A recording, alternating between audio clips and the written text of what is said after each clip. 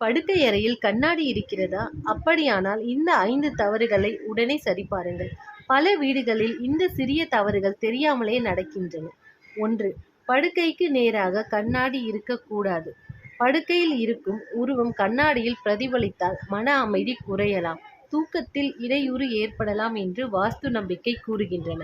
உடைந்த அல்லது விரிசல் உள்ள கண்ணாடியை வைத்திருக்கிறது கூடாது. உடைந்த கண்ணாடி அறையின் அழகை நேர்மறை உணர்வையும் குறைக்கின்றன. அதனால் அதை அகற்றுவது நல்லது. 3. கண்ணாடி எப்பொழுதும் சுத்தமாக இருக்க வேண்டும்.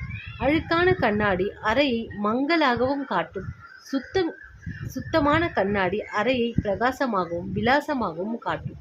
கண்ணாடி முன் குப்பை அல்லது தேவையற்ற பொருட்கள் இருக்கக்கூடாது. அது அறையை குழப்பமாக காட்டும். சுத்தமான சூழல் மனதிற்கு புத்துணர்ச்சியை தரும். மிக பெரிய கண்ணாடி இருந்தால் சரியான இடத்தில் வைக்க வேண்டும். தவறான இடத்தில் இருக்கும் பெரிய கண்ணாடி அறையின் சமநிலையை பாதிக்கலாம். சரியான இடத்தில் வைத்தால் அறை பெரிதாக தோன்றும்.